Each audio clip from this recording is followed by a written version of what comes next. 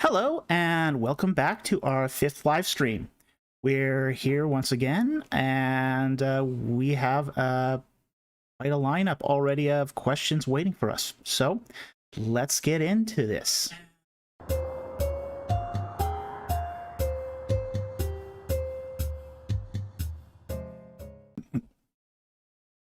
Okay, we just had a little technical glitch here, but we're okay. We're doing okay. Everything looks good.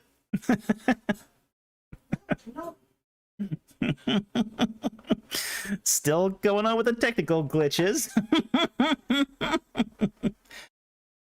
Mute your mic.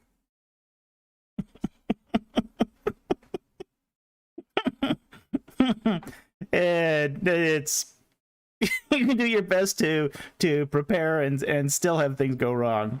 So speaking about things going wrong, we still have still working out a few things, and like always, as you know, I tinker with things and try to fix the occasional bug here and there. I accidentally deleted a super chat, so I'm gonna post that on the screen here, and there we go. So this was actually a super chat that was done by RG Studio for $10. Thank you very much. And he had posted it way back, and in my sort of trying to tweak things, I accidentally deleted it. Fortunately, I was able to get a hold of him and get the question back. And so he says, which king do you think had the Great Sphinx created? Khafre or Djed-Efre? I have heard from old documentaries and books that it was one of them, but I wonder, what is the recent scholarship say on the matter? Okay, I'm actually going to pull up a little map for this one. This map actually comes from Mark Lehner's book, which is an excellent book. It's good for the layman. It's on the pyramids. Mark Lehner is the preeminent expert on the pyramids. He does the excavations around the Sphinx temple, excavated the workmen's village at Giza. He is the preeminent expert on them. I've actually heard him speak live at one of the ACE or RC conferences. Great speaker, interesting guy. Now, I think I said in the last video that Menkaure did. Now, I was not correct about that. It was definitely Khafre. Unfortunately, I do sometimes mix up those last two pyramid builders.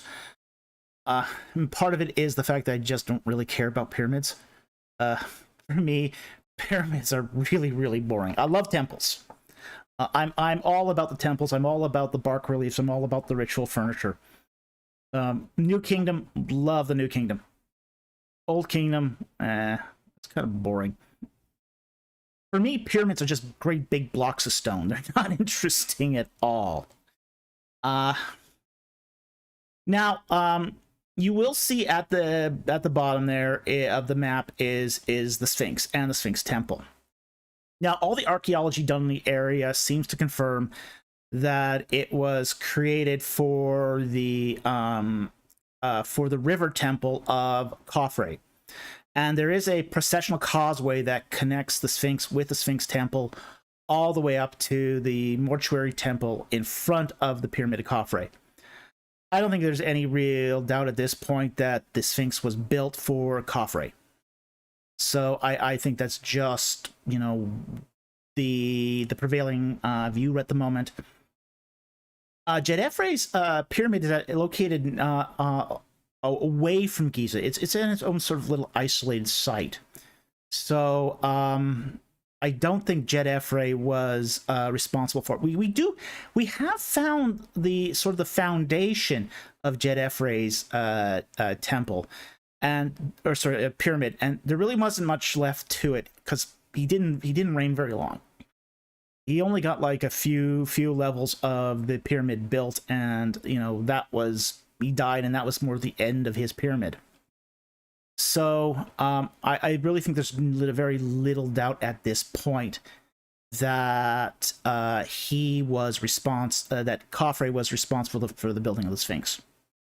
So I hope that answers your question, and thank you very much for the super chat. Very much appreciate it. Okay. now I see another super chat by Jonathan Billings here. There we go. Okay. Can the Song of Moses in Exodus 15 be used as evidence since it dates so old? Are there any parts of the Torah that are particularly old? Yes, absolutely. The Joseph account of Genesis is very old. The Exodus account is very, very old. And we know this because of the itinerary. It's late Bronze Age. It's in its vocabulary. It's late Bronze Age in its place names. There's a lot of sections of the Torah that are very, very old. And I'm the more I study this, the more I come to the opinion that it's a growing list of very, very old source texts that are essentially more or less pasted together. So, and I use the term source text here very, very carefully. I'm not talking about source text in the way that the documentary hypothesis is using it, where it's trying to go back to, say, Iron Age and Babylonian era sources. I'm saying that sources for the Pentateuch are very old, as in like late Bronze Age, Dynasty 19 and 20 kind of old. So I think there's getting to be more and more evidence to the effect that the Pentateuch is much, much older than we think. At least what current scholarship, the majority view in current scholarship thinks. I haven't actually looked at Exodus 15 per se. That's a chapter I do need to look more at. So I can't say what the evidence is there for Exodus 15 without actually doing something very, very thorough on that. But it is definitely something worth looking into, because we are finding so much here in Exodus 15 that, or sorry, in Exodus in general, that is very old. And particularly the beginning chapters. The beginning chapters are very old and show cultural evidence that we would only expect from people who've actually lived in Egypt. So thank you for your $4.99 super chat, Jonathan. Really appreciate it, and I hope that answered your question. So let's see what else we got here. Okay. Angel VWM. Now, I do have to say that I don't always clue into what some of these names are, especially if they have initials. It has been pointed out to me that I have butchered some of these. Sorry if I do. But thank you very much for your super chat for $10. Very much appreciated. Side question: what are your thoughts on the admonitions of Ipaware? Okay, the admonitions of Ipaware are, well, it's, first of all, it is a Middle Kingdom Dynasty 12 text. And we pretty much know this. It comes out of a genre of prophetic Egyptian literature that happens just at the time of the enthronement of Amenemhat the First. Now, what makes Amenemhat so his reign so interesting? He's the first king of Dynasty 12. What you had in Dynasty 11 was sort of the Middle Kingdom was sort of going into this this decline, and Montuhotep IV, well, he lost his marbles. He went insane, essentially. And what happened was he had no heir, and they declared Weka sometimes called a renaissance or rebirth. What it really is a euphemism for saying that the king has been incapacitated. The king is still alive, but he cannot fulfill his royal duties. So at that point, a Weka Mesud is declared, and then usually some administrator sort of takes the king's place. And in this case, it was Amenemhat the First. And then when Montuhotep the Fourth died, Amenemhat assumed the throne. Now, because he was just a vizier and not in line for the throne, they had to legitimize the new dynasty, and the way they did this was using what's called ex eventu prophecy written after the fact. And we see a lot of this genre of literature coming out of this period of time. Ipaware is just one example, but we also see like Nefertiti also is part of this genre. And this genre basically says that the old kings were corrupt, they were not doing very well, and what happened was that they would use this prophecy to say, well, the old kingdom was bad, Semites were coming in, Asiatics were stealing the food out of people's mouths, there was chaos, cats were marrying dogs, you know, it was raining, raining terror on the land. And there's this new, now great new king who's arrived to save the day, Amenemhat I. And this new king would bring his great new Middle Kingdom bureaucracy, because bureaucracy makes everything better, at least in the Egyptian sort of phrase. So these pieces of literature are very triumphalist.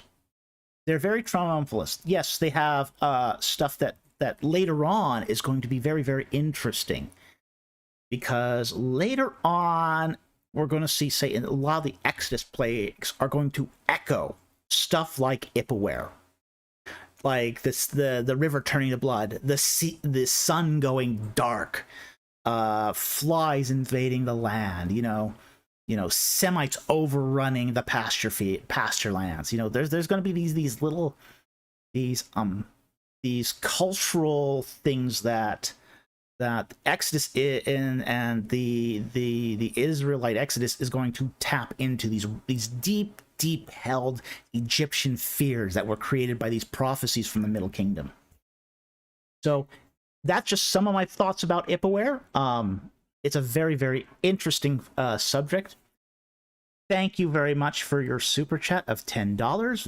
Very much appreciated, and I hope that answered your question. Thank you very much.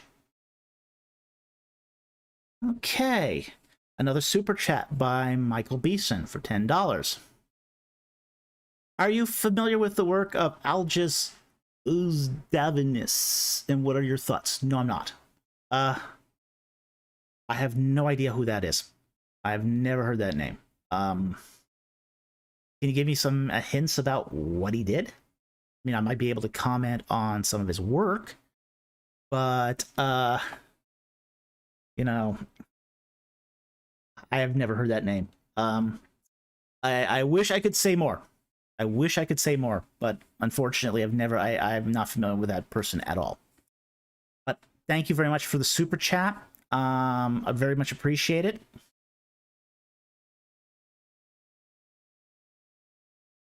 Okay.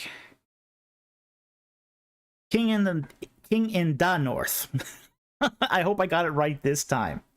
For $5, thank you very much for your super chat.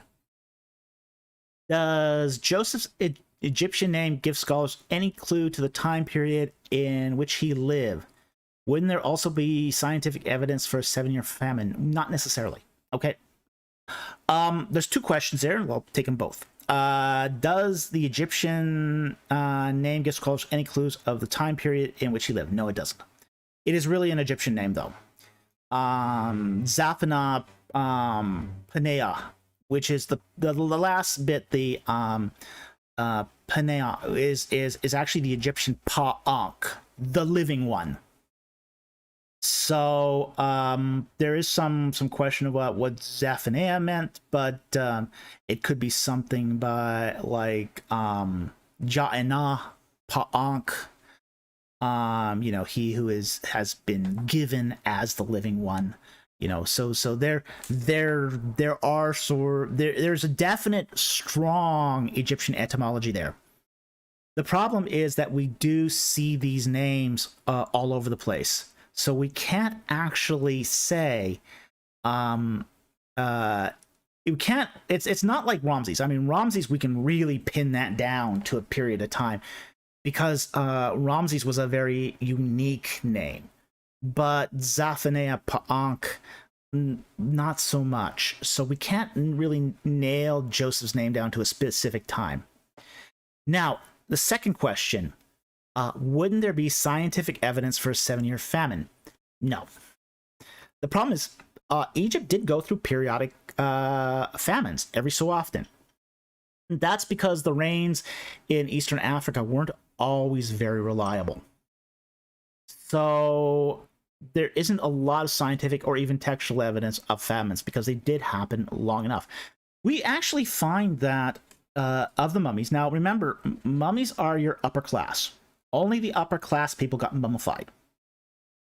But 30% of mummies that are examined show evidence of chronic malnutrition. So malnutrition seems to have just been part of daily life in Egypt for all classes. Everyone right up to the king. You know, even crown princes were not even exempt from periodic times of malnutrition. So it would be very, very difficult to find evidence of a 7-year famine, given the state of knife-edge agriculture in Egypt. So I hope that answers your questions. Thank you very much for your super chat for $5. Very much appreciated. Okay. We got a very, very generous super chat here of $60 from Mouthwash. I hope that is correct, Mouthwash. Why isn't there mention of an Egyptian presence in Judges, Samuel, and Kings? I know they weren't really in control, but they had some garrisons and clients. Were they delivered, written out, or ignored like the Hyksos in Genesis? Okay. There's a couple aspects to your question here that I think are very interesting. Now, the Hyksos in Genesis, the Hyksos, the term Hyksos is really an Egyptian name that was given to the Amorite Semitic rulers at Avaris. Hyksos isn't a name that the Asiatics gave themselves. Later on, they say towards the end of their reign, they sort of pick this up, but it's really a term that the Egyptians gave to the Amorite Semitic rulers. So by the time that Genesis was put to pen, which would have been around the time of, say, or after the Exodus, the time of the Exodus, nobody really called them Hyksos, and the Hyksos were sort of out of memory already. Nobody really remembered the Hyksos at that point. So this was already a couple hundred years after the Hyksos had been completely eliminated. So I don't think they were as much deliberately written out as forgotten. As for why isn't there mention of an Egyptian presence in Judges, Samuel, and Kings, there are mentions of Egyptian campaigns in Kings. We do actually see a couple of Egyptian campaigns mentioned in Kings. We do find the campaign of Shoshenq I. We find the campaign of Taharka. We also have brief mention of Apres as well. So there are actually some Egyptian campaigns that are mentioned in the Book of Kings. Now, we don't find them in Samuel, because what we see happening during say in that period of the Judges and Samuel, the last Egyptian campaign that we have recorded is Ramses VI. We have a campaign by Merneptah, and then we have a couple campaigns by Ramses III, and then Ramses IV is sort of the last campaign into the Levant before they absolutely lose it all in during the reign of Ramses IV, and at the beginning, actually at its beginning of his reign, Egypt loses both the Levant and Nubia and spirals into a phase of hyperinflation. They've got bigger problems at home at this point. So Egypt, after the reign of Ramses IV, isn't really traveling outside of its borders. It's got too much internal strife that it has to deal with. And there's a lot of turnover of kings during the end of Dynasty 20 that just, sets up the stage for the decline of the New Kingdom and the beginning of the Third Intermediate Period. And it's really not until things stabilize during the Third Intermediate Period that we start to see Egypt once again campaign occasionally into Levant. And really the first campaign happens after the United Monarchy falls to bits. So it's really Shoshank the First. It's the first king of the Third Intermediate Period that really sort of goes out and starts campaigning again.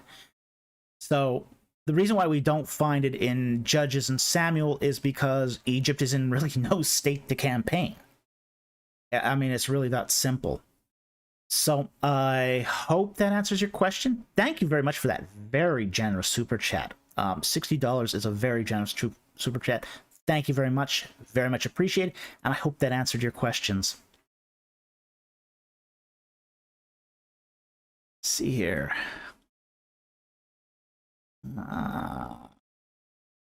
Another super chat by Jonathan Billings. Wait, hold it.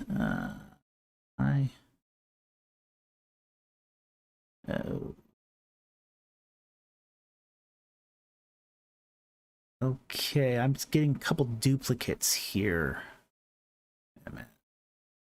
Let's see. Kind of lost track here, so let me get down to...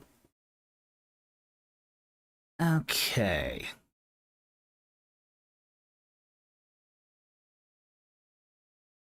Yeah, I'm using beta software here to show your super chats on the screen.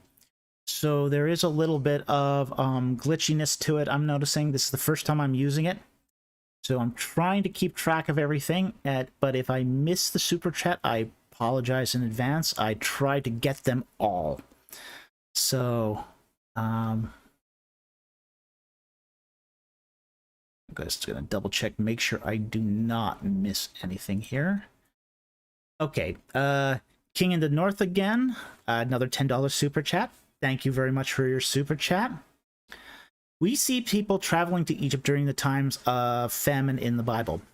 How was Egypt able to support the migrants? Where were the people coming to farm or buy surplus food from the Egyptian government? Okay.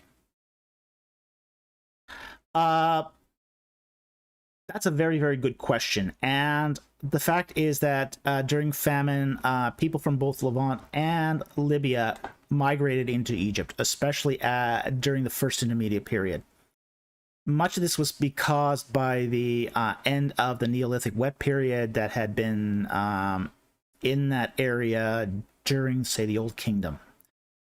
Believe it or not, Egypt wasn't always a desert. It was once savanna, especially at during the early dynastic period, and even going into the Old Kingdom, there was still savanna in what's now the Sahara Desert.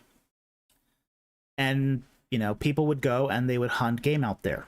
Gazelle would actually wander the desert outside the Nile Valley. Well, when the Neolithic wet period ended, that savanna went away, and all those people started coming into the Nile Valley looking for food. Now, where did that food come from?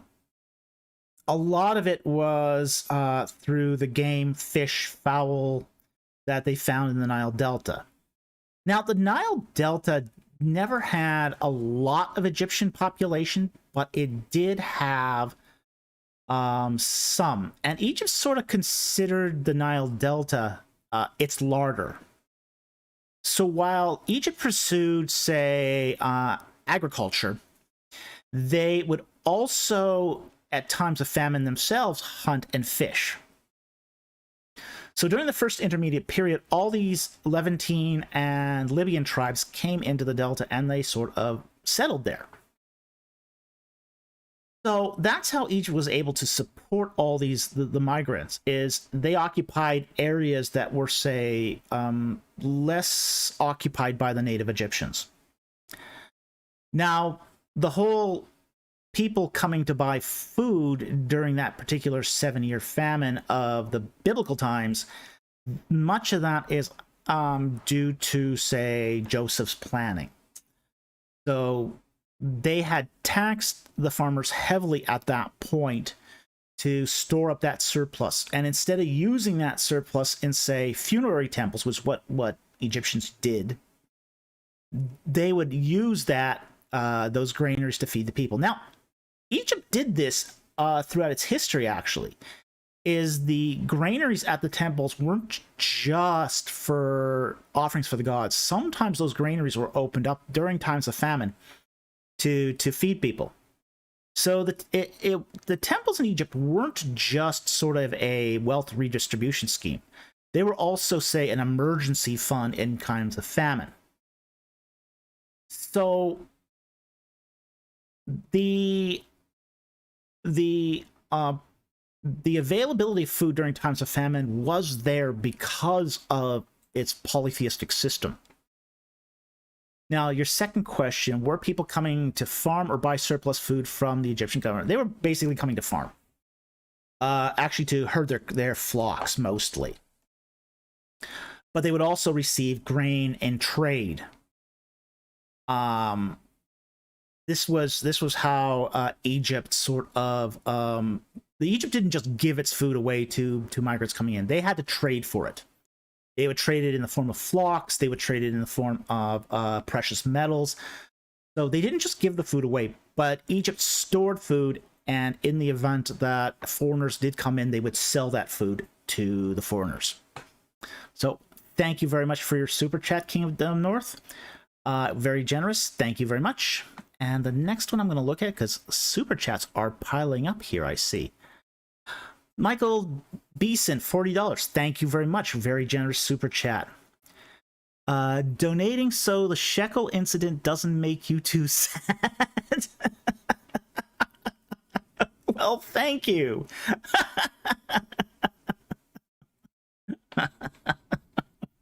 Thank you very much for your super chat. And you get a laugh out of me too. Okay. $10 super chat from JD Freeze. I've read the KV5 tomb that is often connected to the children of Ramses II is unusually large and not well understood. Is there any chance it could be connected to the death of the firstborn of Egypt? Well, yes, it is connected to the death, somewhat to the firstborn. Ramses II had 120 children. And KV5 was actually constructed for his children. And we know his firstborn, Amenhotep, was buried in KV5 because we have a stela that basically is an inspection report by the Egyptian authorities that basically checked upon KV5 and said, yep, Amenhotep's tomb is still intact. So it was indeed built for Ramses II's children. And likely the construction was begun after the death of his firstborn. So yes, there is a connection there, and it was probably the result of the death of the firstborn that he built this tomb. And it's interesting because we don't find any other large tombs for the children of the kings anywhere else. It's really unique in that respect. It's the only tomb of its kind. It's massive. I mean, it's absolutely massive. It's 120 plus chambers. I mean, they're not even finished excavating it. They're not at the end of it. It goes down 3 flights. It's the largest tomb in Kings Valley. It's truly phenomenal. I've not been inside it myself, but I've heard reports from it, and it's just, oh my gosh, it's amazing. It's got no decorations though, but its architecture is unbelievable. So thank you very much for your super chat. Very much appreciated. Tyler and McKaylee, $5 super chat. Thank you very much. How long did it usually take to build a pyramid, and how long did it take to build a temple? I'll answer the last one first, because temples could be erected fairly quickly depending on their size and complexity. A temple could be built up in about a year or two, if it's not a complicated one. There are actually some very, very simple temples that were created in Egypt. So a year, you could get a temple up no problem if it's a very, very simple, small temple. Some temples took centuries to build, okay? If they're very, very complicated. Like Karnak is a complex of many temples and many structures and spanned over the lifetime of many kings. Luxor Temple, the colonnade, the great colonnade hall outside of the Temple of Amenhotep III, was decorated over the life of 3 kings, Tutankhamun, Seti I, and Horemheb. So these things could last a very, very long. These building projects could last a long time, even if the reliefs are not always completed. Now, the pyramid depends upon its size. Depends upon its size, depends upon its complexity. The smallest pyramid was about, a pyramid of a queen could be erected in a matter of a couple of years. The Great Pyramid of Khufu was probably around 30 years. So that sort of gives you the range here of how long it took to build a pyramid. It all depends upon size, complexity, and even engineering problems. Sometimes engineering problems played a role in the construction of pyramids too. So the answer is depends, but it's, as I said, about between 5 and 30 years, roughly. So thank you very much for your super chat. Very much appreciated.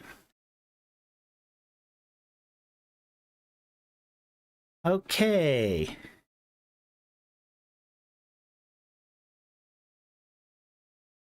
Trace yours Ebus. Tracer Ebus. I know I'm butchering that. I'm so sorry. Thank you for the super chat for 549 euros. Very much appreciated. Where did the Israelites get cattle for tabernacle sacrifices from? Were they solo on food, livestock that God sent them quail to feed their hunger? Okay. They did have oxen. Okay, they did have oxen. They did have cattle. They did have sheep and goats. Avaris had quite a diverse agriculture. Okay. Now the Egyptians tended to be more cattle eaters. They didn't care for sheep. They were not sheep or goat eaters. The Semitic Asiatics were much more into sheep and goats. That said, however, there would have been some cattle used, if nothing else, for the agriculture. Oxen were used to pull plows. So the Israelites would have had some cattle and oxen for the use of pulling plows and for pulling carts. Okay, so they did have cattle. I don't think it's fair to say that they didn't have cattle. They did have cattle, and they would have needed cattle for the agriculture that they did. At the same time, too, the whole being low on food that God sent them quail to feed their hunger, we do have to understand that they are pasturing their livestock and their flocks out in the savannah. They would not have been able to breed them at the same rate that they would have been able to in Egypt, because the nutritional wouldn't have been there for the livestock to have continued to reproduce. And the fact is that if they had started butchering all their livestock to eat, they would eventually run out of livestock for when they did go into the promised land. So I do suspect that they did eat a lot of their livestock on the way, but I don't think that would have met all their nutritional needs. So they would have had cattle, and we have to understand what a sacrifice is too. Sacrifices hurt. Sacrifices are costly. You know, if it doesn't hurt, it's not a sacrifice. So they were giving up something very, very precious by sacrificing their cattle at the tabernacle. And that's sort of the point of a sacrifice, is it's meant to hurt. So we don't kind of see what the cost of these sorts of things were to the ancient peoples. But yes, they might have foregone eating sometimes to perform their ritual duties. So I think that's a very, very important consideration when we talk about, you know, where did they get these from? Are they using their flocks? What's the cost? What is the cost of their ritual system? Now, the fact that God did send quail showed that he provided. That even that their faithfulness towards God still took care of them, even though their faithfulness was really sort of not the best. I mean, let's face it, God when he leads them into the land, he says, you know, I'm giving this land to you, despite the fact you were disobedient, despite the fact that you're a hard-necked people. So it's a combination of, yes, so these are sacrifices, they hurt, they did have the cattle, but there's this jeopardy aspect to it involved as well. So anyway, thank you very much for the super chat. Very much appreciated. Let's see here. Okay. 501 Mobius, thank you very much. $5 super chat, no question, just a donation right now. Well, thank you very much. I hope you are enjoying the questions and the comments. I really, really appreciate this. Thank you very much.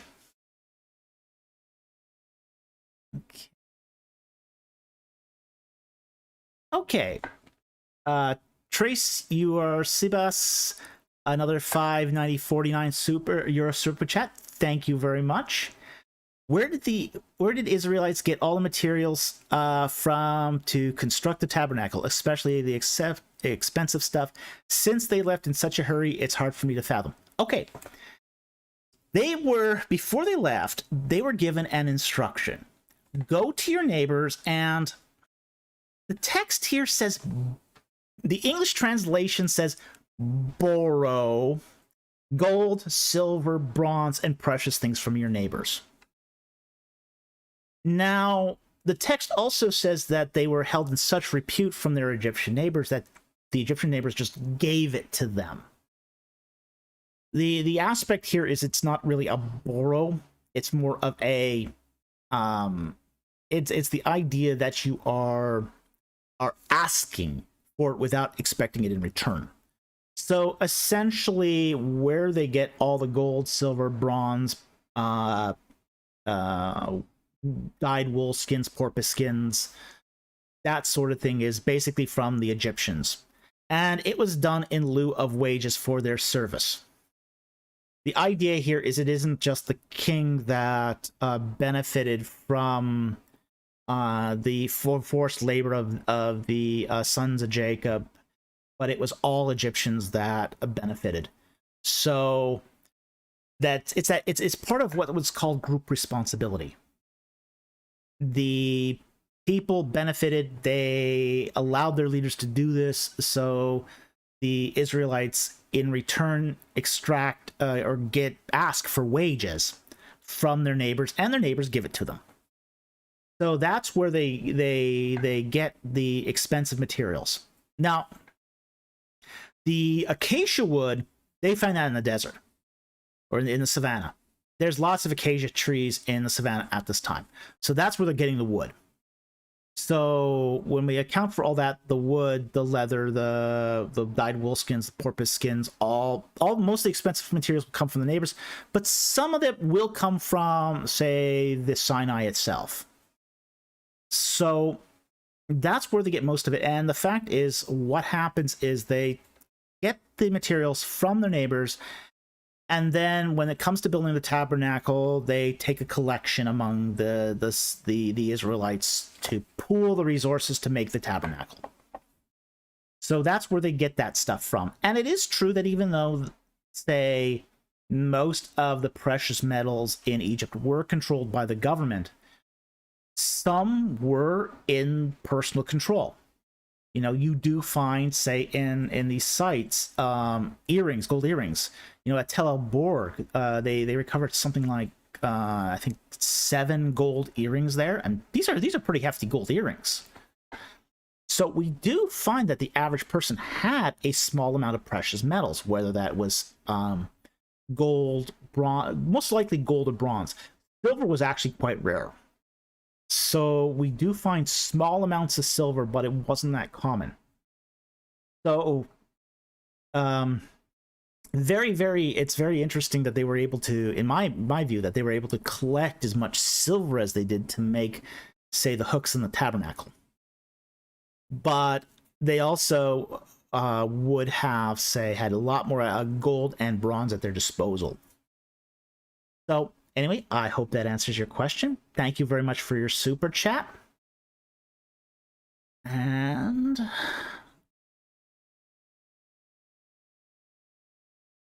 okay, Angel VWM, another $10 super chat. Thank you very much.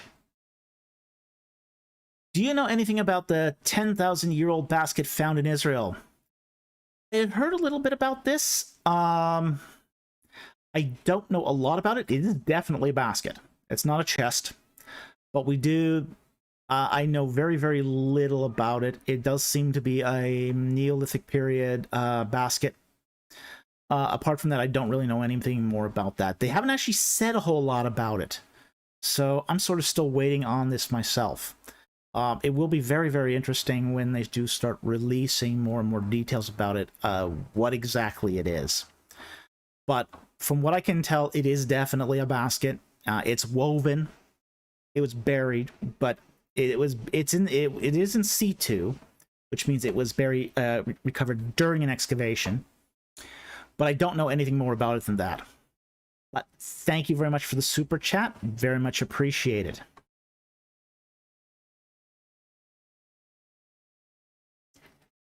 Okay, Jonathan Buildings, super chat for $4.99. Thank you very much. Liberal scholars think the Israelites were originally polytheistic and monotheistic came much later. How do you respond to this? Yes. Actually, I sort of agree with him on this one. I think the Israelites were polytheistic. All the evidence seems to support that, and even the Bible seems to support that. There is this sort of myth that sort of is in Christian circles that, you know, while the Israelites were in Egypt, they were, you know, reading the Bible, worshiping Yahweh. And, well, they didn't have a Bible. And it really, the evidence seems to be against that they were worshiping Yahweh at that time. We do not find the archaeological evidence, much evidence of Yahweh worship at all. Even the sort of theophoric names, a lot of them seem to have been retroactively changed into Yahwistic names. So we do sort of even see some of that. Because when we look at the archaeology and we recover, say, you know, ring seals from Semitic sites, they're either using L names like Samuel or those sorts of things, or they're not using a lot of Yahwistic names in Egypt at the time. There's a lot of Baal names. So I think that the evidence for Yahwistic worship in Egypt is very, very scant, if existed at all. I think there are a lot of names that are confused as Yahwistic names. because of the imperfectives that are often used in Amoritic imperfective names.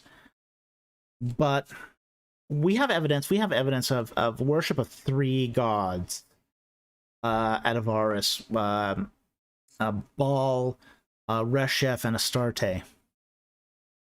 So, and even the Bible it tells us that it's Moses that brings Yahweh from his wanderings in the Sinai back to the sons of Israel in Egypt. So I'm of the opinion that they were polytheistic in Egypt. I think that the first glimmers of monotheism that we see is actually the giving of the law at Mount Sinai. That the law sets up the conditions of transcendence that causes, pantheism, henotheism, and all that to sort of, and localism to sort of collapse into monotheism. And I do think it takes a very, very long time for the Israelites to learn that lesson. Because what happens when they get into the Promised Land? Well, they go right back to idolatry. They go back to polytheism almost immediately. The tribe of Dan doesn't even wait 1 generation. As soon as they're in trying to secure their inheritance, they're already setting up idols. No, gee, that didn't last long. And I think that Israel struggles with polytheism throughout its time, really until the Babylonian exile. And I think the Babylonian exile really sort of drives the message home that, here was the covenant. Here was the covenant you were given. If you obey the covenant, you shall have blessings and land and prosperity and the blessings that come with knowing the Lord God. But if you forsake the Lord God and do not keep the covenant, you will have famine and you will have war and you will be taken into exile. And that's exactly what happens. And I think it's not until their return from the Babylonian exile, where they have to once again live under a polytheistic system, that they sort of learn that, hey, monotheism's better. So, that's where I stand on this. I think the liberals are sort of right on that. So, I don't think you have to be a liberal to believe that. I think you just have to sort of follow your Bible, and your Bible will tell you this. So, thank you very much for the super chat. Very much appreciated. Let's see what else we got here. Okay, Trace URS EBAS again. Another €4.99 super chat. Thank you very much. Any connection between Apophis and Leviathan Lotan? I don't think so. Two different. Apophis occurs into the Egyptian myths actually fairly late. We start only seeing his occurrence in the Egyptian myth sometime around the first intermediate period. So he's actually a fairly late addition to the Egyptian pantheon. So he's not one of the original gods of Egypt. He's added later as part of the solar myth. So we don't actually see him as early on as we'd see Leviathan, say in more Mesopotamian stuff. As far as I know. I'm not an Assyriologist, but I think from what I recall, Leviathan is more or less an adaptation of the Mesopotamian serpent myths, but I'm not sure on that, so don't quote me on that. But from what I can tell, there isn't a connection between Apophis and Leviathan. So I think they're two distinctly different mythological things. So there's really not a lot more I can say about that. I can tell you more about Apophis. He was the snake demon that would, rise up try to prevent the sun from rising in the morning as it traveled on with the Ra boat. And then the cat god Bastet would slay Apophis every morning, and the sun would rise. So that's how they sort of mythologize this. Leviathan seems to be more of a underworld dweller. He seems to be in sort of the primordial waters, as it were. So that's why I don't actually see a huge connection here between the two. So, thank you very much for your super chat. Very much appreciated.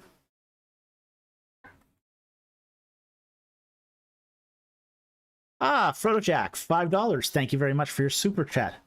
My favorite historian, Petrovich, says Nimrod is Sargon of Akkad. Thoughts? Yeah, you know, that was a great idea when Sayce first said that in the 19th century. Yeah, it's too bad that Petrovich never gave Sayce credit for that idea. I don't think Nimrod is Sargon of Akkad, honestly. Yeah, I haven't come to any conclusion about who Nimrod actually is yet. I would have to actually take a lot closer look at that. Last few years, my attention has been really focused on the Exodus, through no fault of my own. However, yeah, I wouldn't take anything. I think I take everything Petrovich says with the proverbial grain of salt. I don't think anyone anymore sort of connects Nimrod with Sargon of Akkad. I think it's, yeah. I mean, it's possible, but if it is possible, if it is, then it is more because of, I would say, the work of Sayce than Petrovich. I don't like the way Petrovich does his scholarship, which is he rubbishes the ideas of people in the past and steals them. You know, he did this with Grimme, Hubert Grimme, in his book on the oldest alphabet. You know, he did this with Sayce and Sargon of Akkad. You know, he rubbished the past and, you know, he steals it. You know, that's just... And any original idea he does have is so far out in left field, it's really hard to, you know, get a radar fix on it. So, I don't have much more to say on this other than I think I need to look at this issue closer before I make an opinion on it. But I don't think any scholar at this point would connect Nimrod with Sargon of Akkad. As I said, the only one I know where this originated from, and it would have been really nice if Petrovich had at least given Sayce credit for this.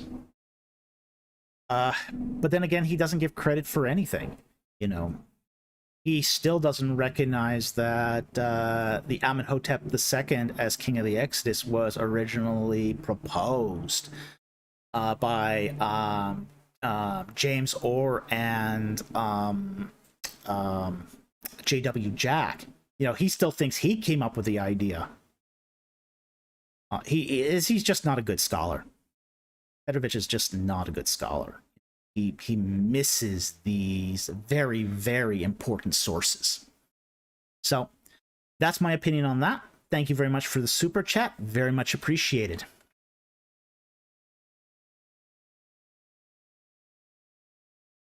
JD Free, another $5 super chat.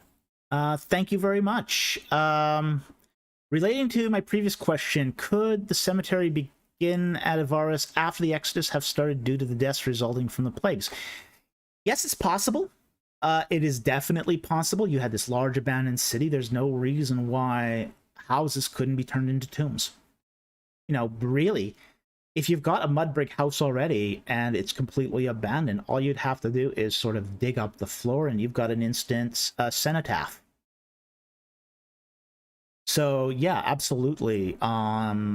The cemetery at Avaris could have directly resulted from the plagues. Very possible. However, very difficult to prove. And that's because of the agricultural leveling at the site.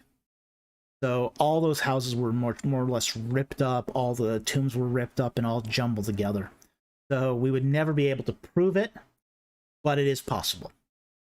So it's very interesting, though, that instead of repopulating a forest, they turned it into a cemetery. That's very interesting. You don't see that happen very often. So there is something suggestive there. But we can't say more than that. We can't go beyond the evidence at that point. Thank you very much for the super chat. Very much appreciated. Thank you very much.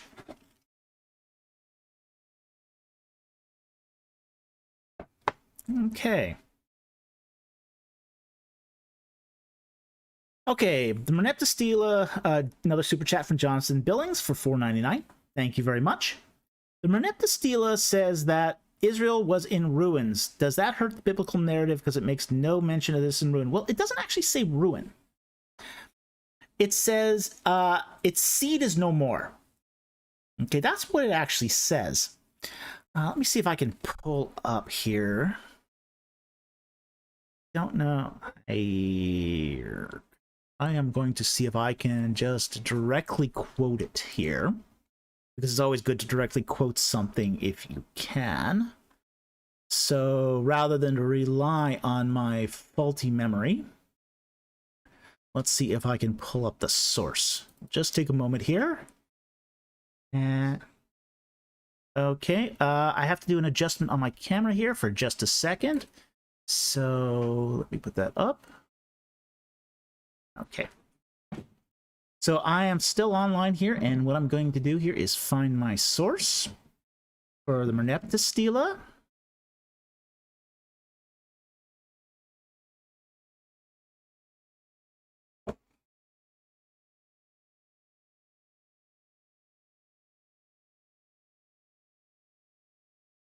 And I believe I have it in Kenneth Kitchen's Ramesside Inscriptions. Let's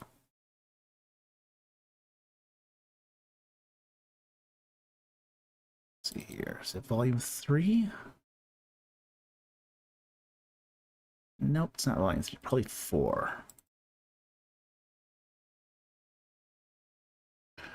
Okay.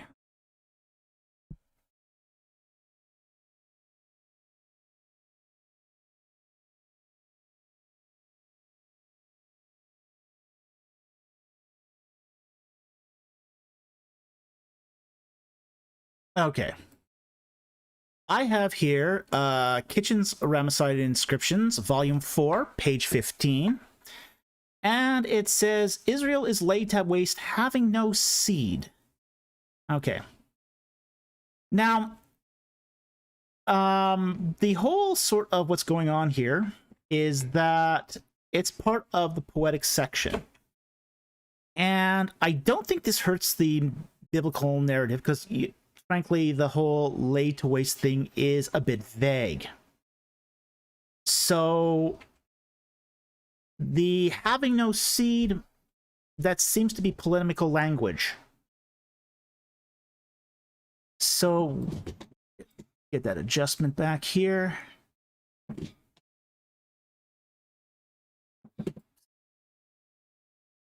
There we go. Okay.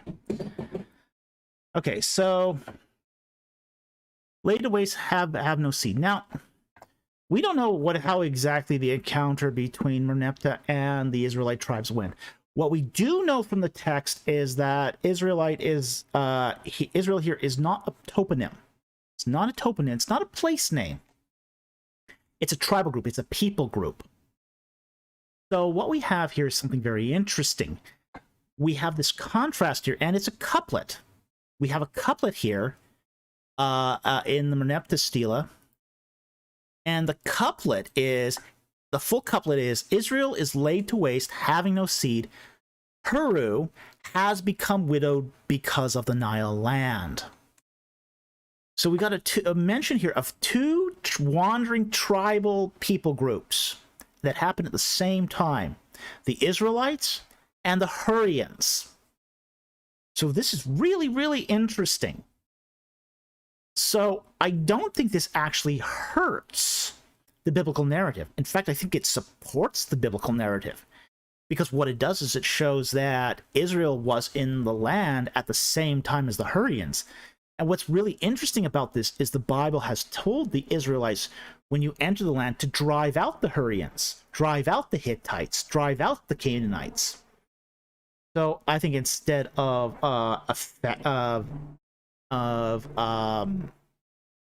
hurting biblical narrative, I think it supports it. And the fact is, we know that Merneptah didn't wipe out the Israelites because the Israelites survived this. Oh, no, I don't think it hurts it in any way. But thank you very much for your super chat. I very much appreciate it. Let's see what else we got here. We got another super chat. King in the North, $5 again. Thank you very much. Any thoughts you may have on the Pillar of Cloud and Fire? I know historians don't confirm or deny miracles, but could there be a natural explanation? You're right. Historians don't confirm or deny miracles. But at the same time, too, there does seem to be a natural manifestation here of some kind. We actually see this in a lot of the Exodus miracles. These are not pure miracles. These are not, say, sort of de novo, out of nothing miracles. This isn't just stuff that's, appearing or just happening. We are given some naturalistic explanations that go alongside this. Like, for example, with the splitting of the Reed Sea, we're told that a wind came from the east and split the sea. Okay? So we're getting some and there is a natural component to a lot of these miracles. And the pillar of cloud and fire, well, cloud is a natural occurrence. Fire is a natural occurrence. Are these giant tornadoes? Are they dust devils? Are these sandstorms? It's really hard to say. And I've been through a sandstorm in Egypt. They are terrifying. They're absolutely terrifying. And it would be enough to say, like, the pillar of cloud and fire prevented, like, at the Sea of Reeds, when Pharaoh's chariots pursue the Israelites, they actually catch up to them.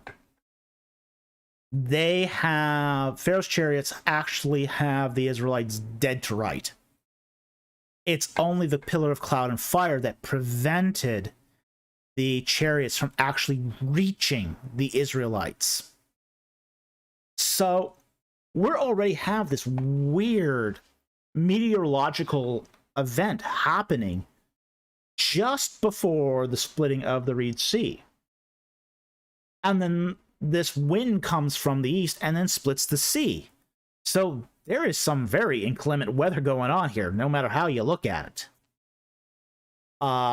So again, a historian would not confirm or deny a miracle because there's no evidence to base that on. But there's a whole lot of natural weirdness going on too, and there's there have been some really, really weird meteorological events that have happened on this planet. Some very, very strange weather conditions that are very, very hard to explain sometimes. So, the whole idea of 100-pound hailstones, well, depending on the meteorology involved, 100 pounds. I mean, we now have documented examples of hailstones that are actually a lot heavier than that happen in just normal under normal weather, say non-miraculous events. So 100-pound hailstones are okay, they do happen. And actually a 100-pound hailstone isn't that big. I mean, if you think about it, it's only about the size of a 10-gallon fish tank. It isn't that big. you know. And with a strong enough weather system, you know, we do see that nature can produce these things. So, yeah, there absolutely could be natural an explanations for all of this, you know, and a lot of what we see in Exodus could be God working through nature to achieve his ends. You know, God created nature. There's nothing saying that God couldn't also use nature for his ends. So, yeah, absolutely. I mean, a lot of this could be reception history, where the Israelites are trying to explain natural events through their particular context and worldview. I don't think the two are actually exclusive either. You know, it could be both a form of reception history and a form of a natural event and a form of God working in history. None of that is mutually exclusive. So, thank you very much for your super chat. Very much appreciated.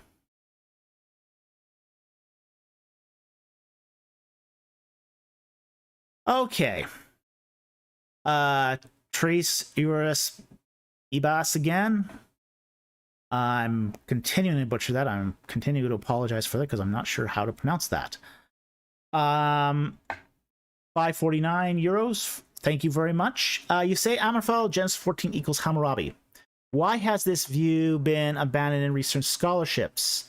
Alternate is Babylonian Aurelius or Amar Sin of Ur. Okay. I think a couple reasons why they've abandoned this. One, there's actually two reasons why people abandon this typically. One is it would confirm a synchronism for Abraham. And if you have a synchronism for Abraham, you don't have mythology, you have hagiography. And nobody in, say, liberal scholarship wants to admit that Abraham is the Abraham account is hagiography.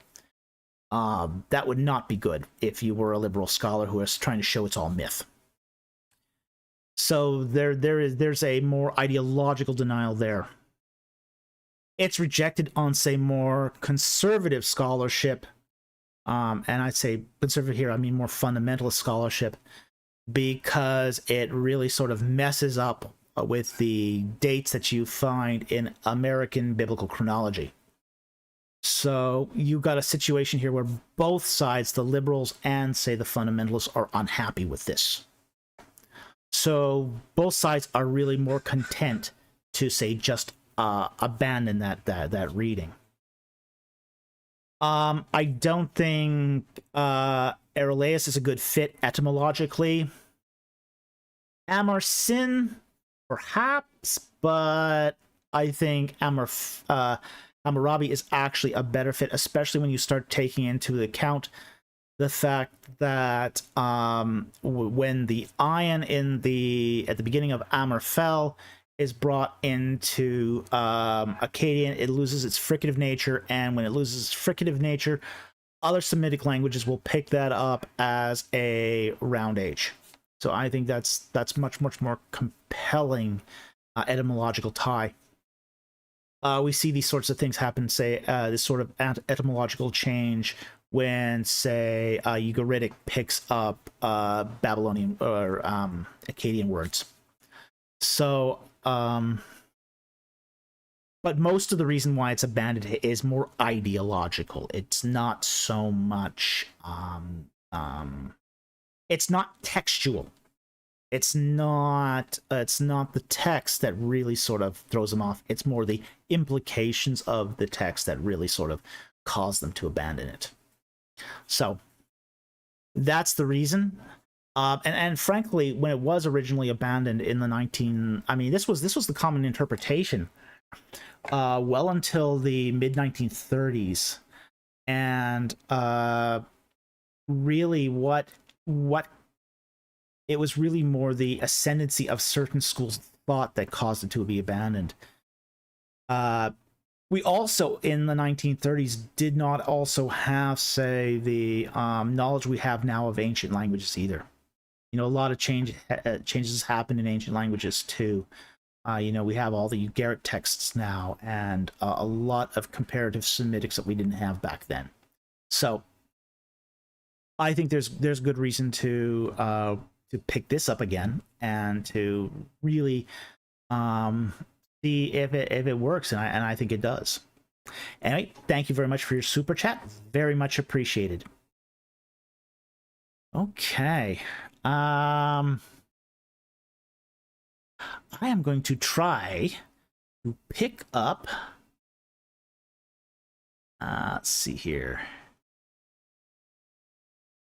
Let's see if I'm going to scan this list, see if there's a question that's. Oh, we got another super chat. I thought I might be able to slip in and grab a non super chat question before super chat rose, but Flynn Kuhn, Flynn Kuhn gives a $5 Canadian super chat. Thank you very much, my fellow patriot. Which Egyptian creation myths would the Israelites have been exposed to? Where can I read more on this?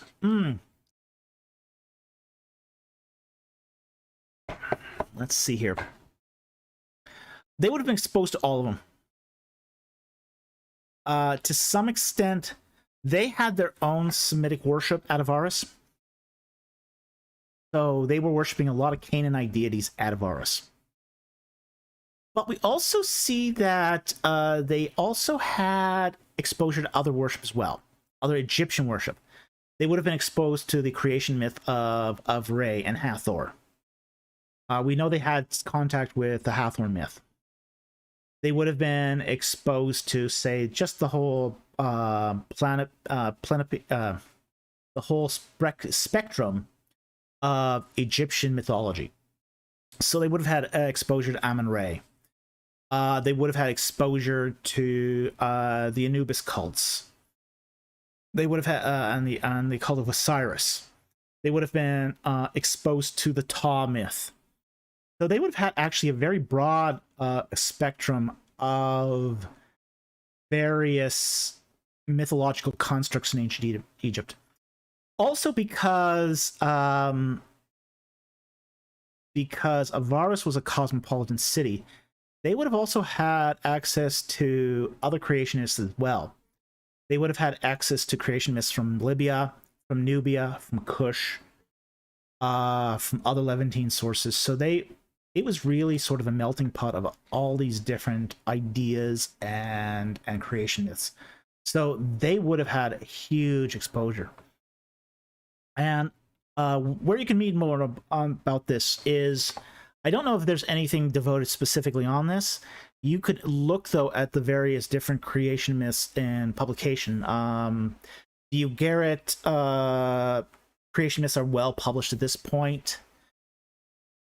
The Silverberg did a good, or is it Silverman? Did a good book many years ago on the religion of Egypt. There's a lot of really, really good books. You can read, say, Wilkinson's book on gods and goddesses of ancient Egypt.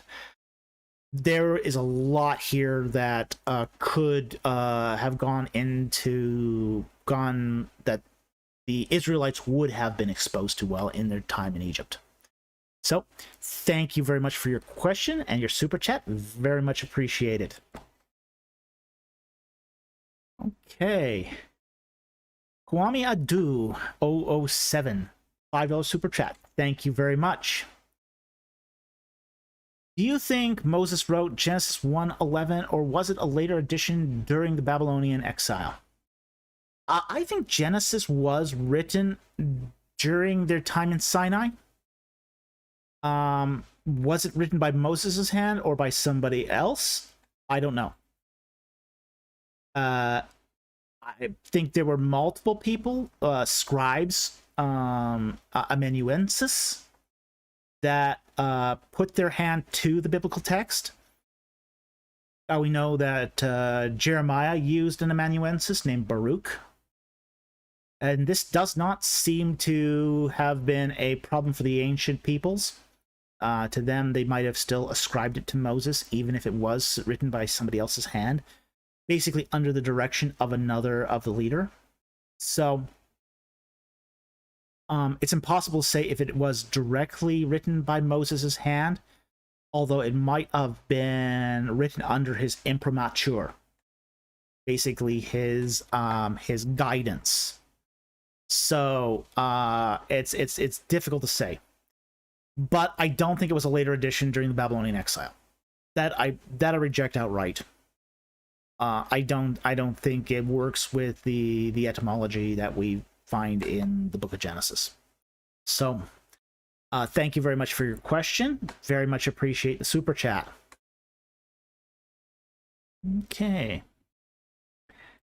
Oh my, we're getting behind on super chats again. Okay, JD Freeze, $5. Thank you for your super chat.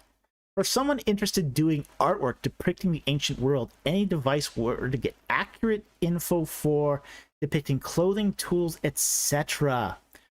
Ooh, interesting question. Wow, great question. I like this. I'm not really sure, because there's very people do specialize in clothing and in tools, etc. So read archaeological reports. There are people who do I mean, here's something that might be of interest. I've heard that some of the eyewitness books, you know, these are books actually designed for kids, but they do occasionally have archaeological consultants help with with getting it right.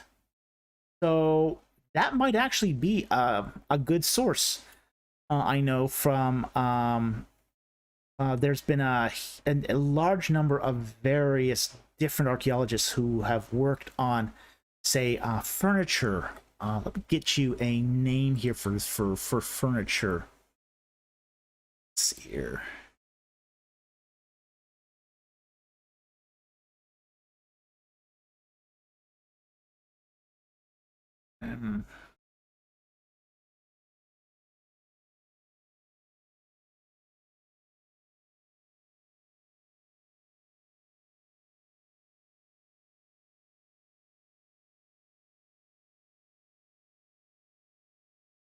Still looking here.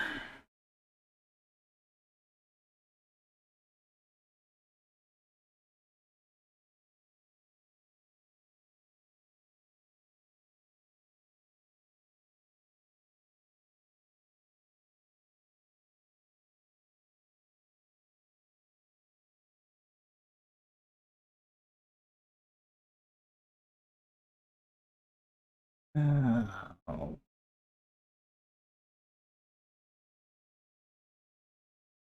Yeah, okay. I'll just there's actually one, say, specialist. I know Petrie did some stuff on tools. Jeffrey Killen, that's the name. Jeffrey Killen did actually a lot of really good books on furniture as well, and more picture books. So that's a very, very good source too. As I said, Petrie did something on tools. If you can, go to museums, have a look at them for yourself. You can, if you go to the museums and see the tools, and you can see how they're constructed and how they're built. So that's what I would recommend. A great question. Thank you very much for your super chat. Okay. Another super chat from Trace UR Sibas. 229 euros. Thank you very much. Was reincarnation ever part of Gnostic beliefs? No. Oh, heck no. The whole purpose of Gnosticism was the deprecation of the flesh. That would have reincarnation would have been hell for a Gnostic. Because what a Gnostic believed was that human beings were the sparks that came off the creation of the aeons or gods that were entrapped in human flesh. The Gnostics thought that the flesh was evil. They thought Gnosticism thought that human flesh was complete evil. That spirit was good, flesh was bad. So the whole idea of Gnosticism is the liberation of the soul from the flesh. So no, reincarnation definitely was not part of Gnostic belief. It would have been complete anathema to them. Thank you very much for your super chat, though. Interesting question. Very much appreciated. Okay, 501 Mobius with a $5 super chat. Thank you very much. Is there evidence that Midian is in the Sinai Peninsula other than Moses goes west from where he is staying in Midian to find Sinai? Actually, the evidence is more along the lines of where we find the pastoralists. Midianite pastoralists during the Late Bronze Age were actually quite spread out all over both the Saudi Arabian Peninsula, Edom, and into Sinai. Now, we do also find that a lot of, say, the Midianites covered that territory and overlapped with other, say, wandering tribes at the time. Now, the problem with evidence, as far as any sort of wandering society, is how do you nail down who is where at any one time? And frankly, most of what we know about the Midianites comes from the biblical texts. So outside evidence is kind of scarce. But we do know that the Midianites from the biblical texts wandered into the Sinai where there was savanna at the time. So the fact that the Sinai was savanna, that comes from ecological studies, and that's a kind of evidence. You know, the ecological studies of the Sinai during, say, the late Bronze, early Bronze periods, you know, that sort of gives us an indication of how far tribes would have gone back then. So that's indirect evidence that gives us at least evidence of consistency that the Midianites would have actually been in the Sinai Peninsula at the time. But actually, for saying the more direct evidence or the more textual evidence, that comes from the biblical texts. And I thank you very much for your question. Very much appreciate the super chat.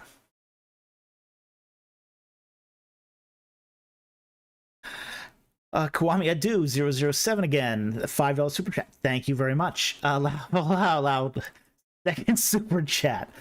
Yeah, there are people who do multiple super chats, and they are very much appreciated. During the bride and groom of the blood incident, why did God want to kill Moses while he was on his way to Egypt? That's because he had to ignore the covenant. It comes down to ignoring the covenant. God is sending Moses to bring out his people to obey the Abrahamic and the covenant he's about to give his people. What happens is, though, that Moses has done this without thinking that this is going to have ramifications for his own adherence to the Abrahamic covenant. The Abrahamic covenant, as part of it, it's a one-way covenant, but there was a provision in that covenant where Abraham had to circumcise his posterity, you know, his children, as an everlasting covenant, as a sign of God's covenant to the Abrahamic people. And Moses had failed to do that. So he's on his way back to Egypt, ready to say, I represent God. I represent God and Abraham, the God of Abraham, the God of Isaac, the God of Jacob, and yet he hasn't circumcised his children. Now, he himself was probably circumcised because the Egyptians performed circumcision. So he was probably circumcised as a result of Egyptian culture. But his children had not been. This is what invoked the wrath of God here. This is why God was angry. And fortunately, his wife had the good enough sense, because she had learned about the God of Abraham, that, hey, this is what needed to be done. Moses, you don't have the guts to do this. I'll do this, just to prevent God from killing all of us. Okay. So that's sort of what's underlays here the bridegroom of blood incident, is that it's actually Moses's disobedience or unwillingness to fulfill the terms of the covenant. And we don't see this side of Moses very much, where he's sort of reticent to do something he needs to do.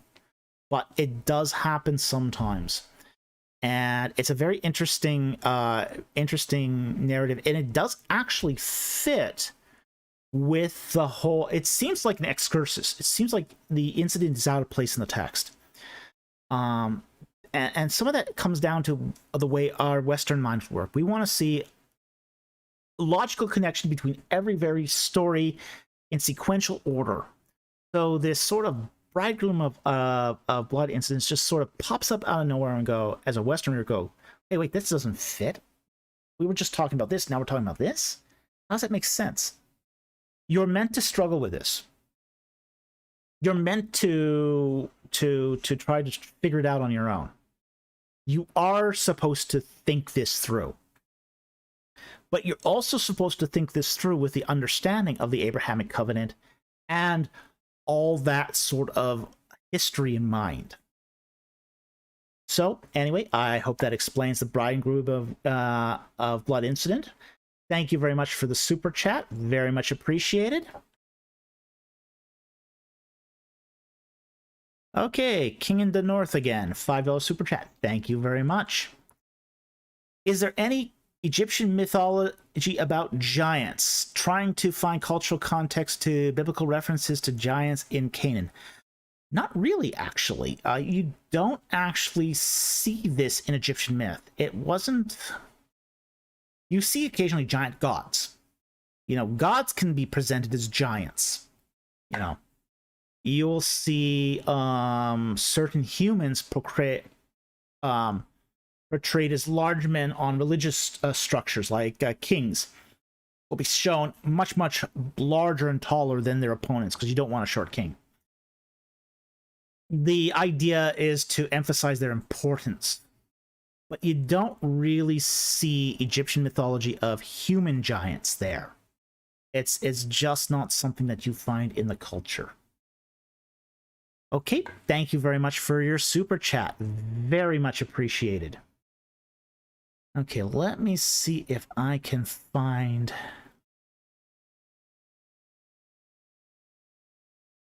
I'm going to take one here that's not a super chat, because I do actually want to take a few of these every so often. Young Spiritual Warrior asks, good evening, Dr. Falk. I wanted to know who ruled over Egypt when the king or pharaoh was not there. As in, I'm taking this as in who ruled Egypt when the king was on campaign. The rulership of Egypt at that point would revert to the vizier. And depending on the period of Egypt, if it was before the New Kingdom, it would be just one vizier over Egypt. If it was during the New Kingdom, you had two viziers. And that's because the kingdom had grown so big it needed to. But the vizier was your highest office in the land after the king. So when the king was on campaign, the vizier ran the show. So that's really who ran things while the king was away. And really, even when the king was home, most of the administrative stuff, most of the important decisions, if it didn't rise to the king's attention, this was all done by the vizier anyway. So the vizier was responsible for the day-to-day administration of Egypt. So at times when the king went on campaign, the kingdom ran just fine in the vizier's hands because he was running it anyway. So thank you very much for your question. As I said, I wanted to take a few non-super chats as well. So let's see if we can catch another one here.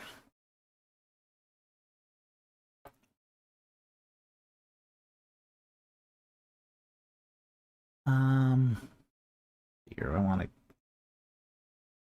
Let's go back here. Okay, I'm going to take this one here. Okay.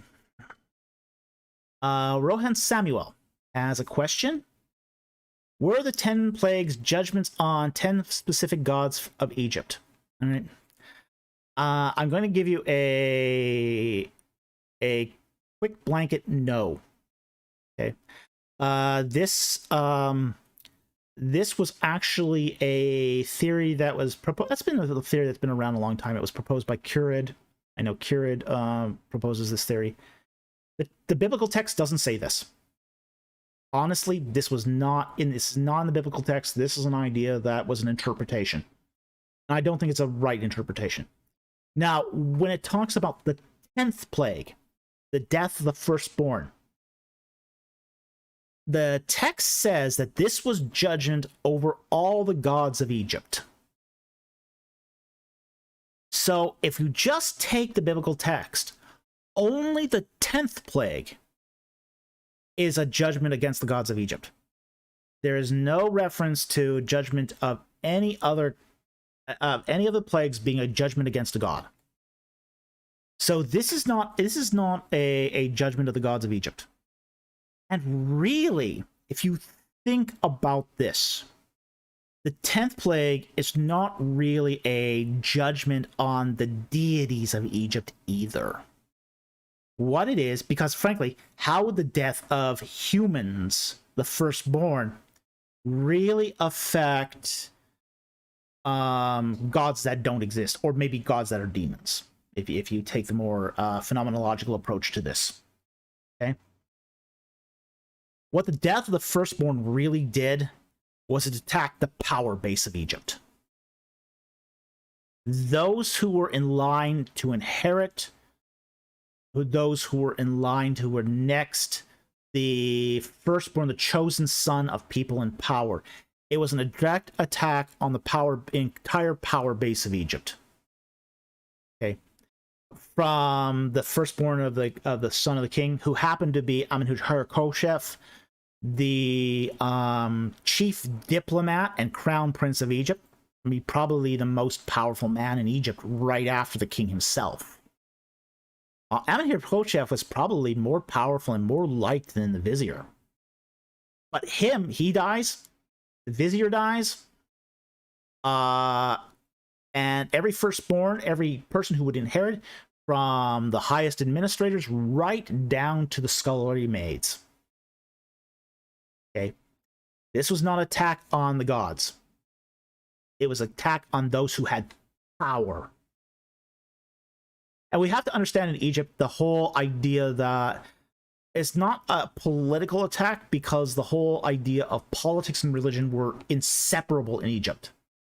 You could not separate politics and religion in Egypt.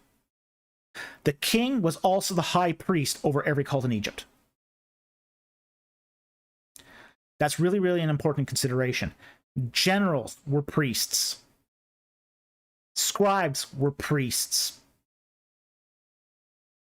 Everybody had some sort of, everyone who had major power in Egypt was affiliated with some cult in Egypt. This was just the way Egyptian religion and politics and the military worked. They were all interconnected. So when God pronounces his judgment on the gods of Egypt by killing the firstborn, he is attacking the entire power base of Egypt, turning the power base of Egypt on its head, creating just incredible chaos in the system. Chaos that really is hard for us today to imagine. But this creates enough chaos that the Israelites are then driven out. So I don't think the 10 plagues are specific to 10 gods.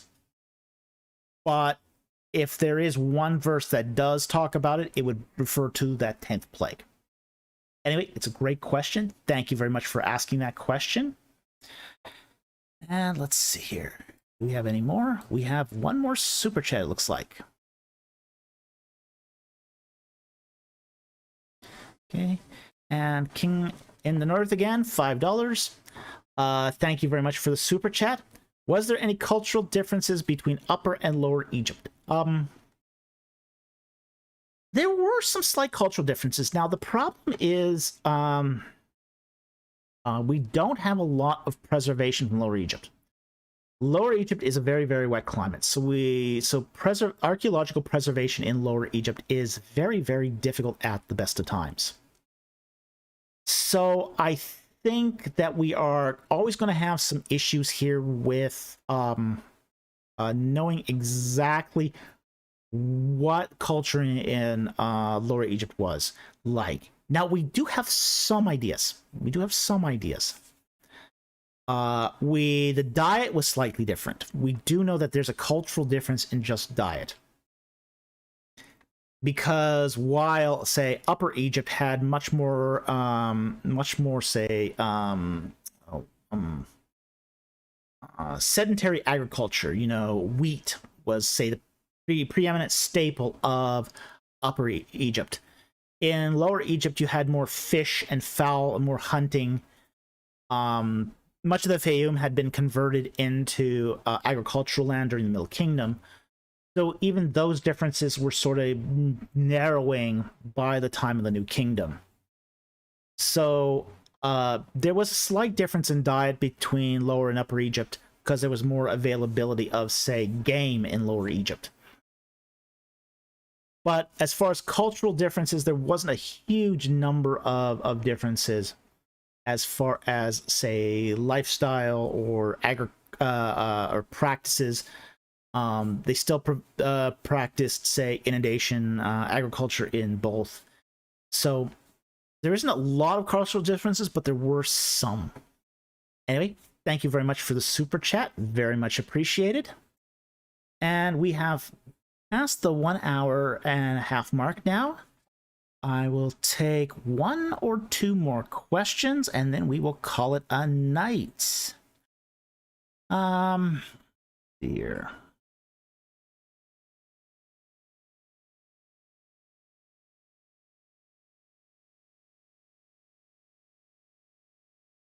Okay, I'm going to take this one. Kelvy Kawo. Question. Okay.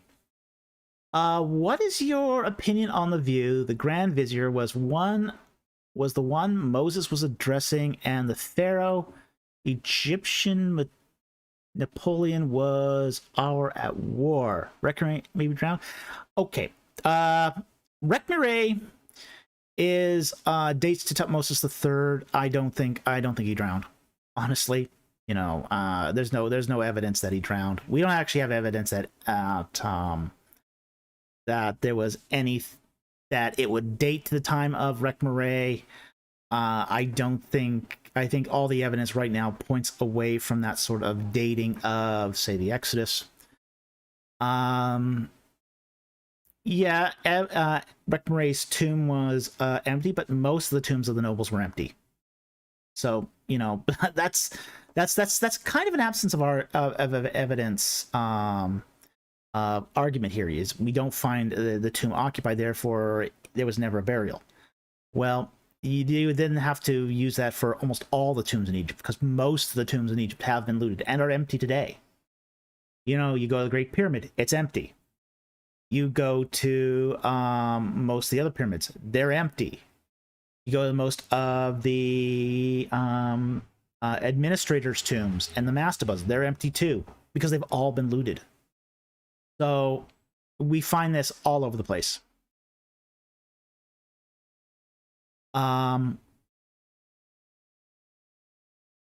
I also don't think that the idea that Moses was talking to the vizier and that the pharaoh was at war at the time. And again, this sort of presupposes that Tutmosis III was the pharaoh of the Exodus. And again, I don't sort of buy that.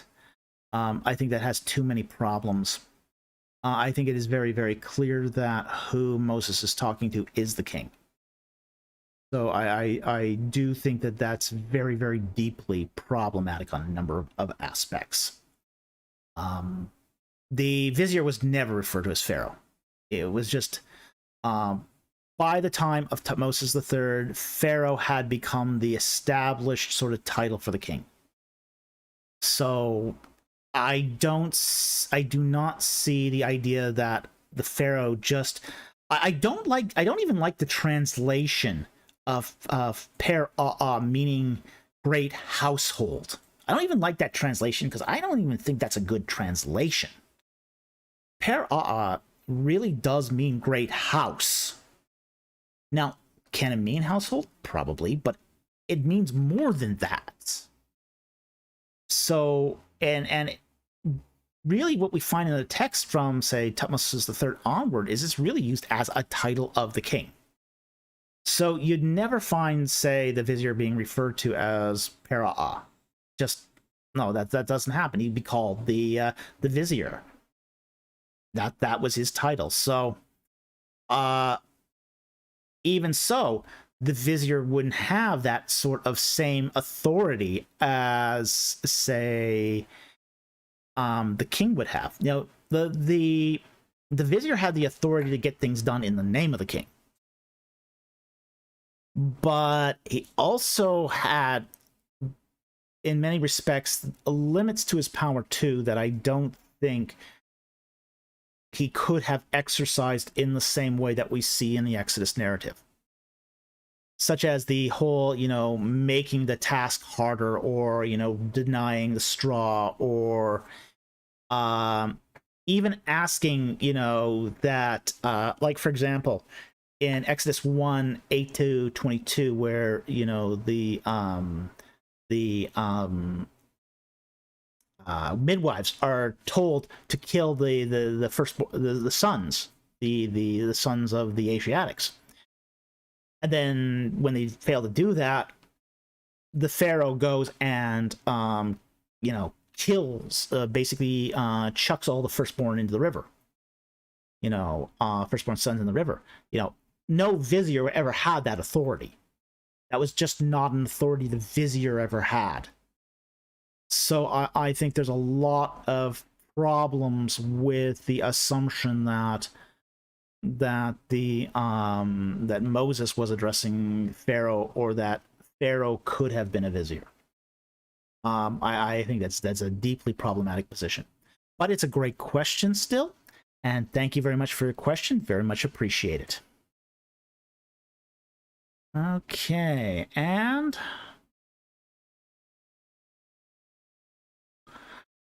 I will take this one here. Take another one here from Rohan Samuel. How the archaeologists found the land of Goshen in Egypt. The land of Goshen is a region. It's a region.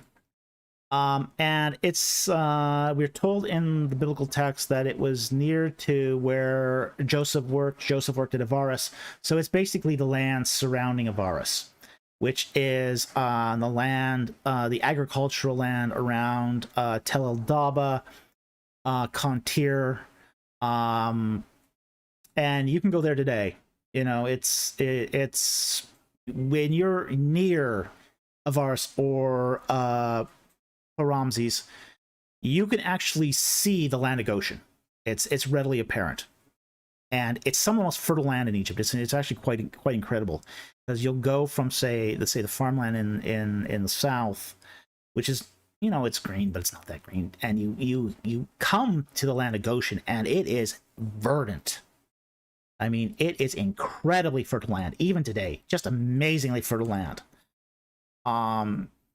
So have we found the land of Goshen? Yeah, because it's a region that's associated around certain landmarks that we have discovered, and having discovered those landmarks, we also in turn have discovered land of Goshen as well. So Goshen is clearly the land around Avaris and Pi-Ramses. We have found both Avaris and Pi-Ramses, so ergo we also know where the land of Goshen is. So great question, thank you very much, and I will take one final question, and then and then call it a night. Dr. Falk, please do 2 live streams a week, please.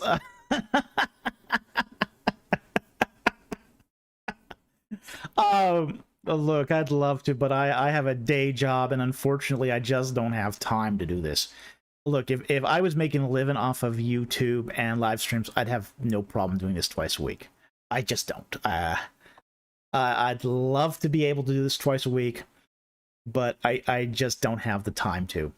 I really wish I could. Okay. I think uh I think I'm gonna call it a night there.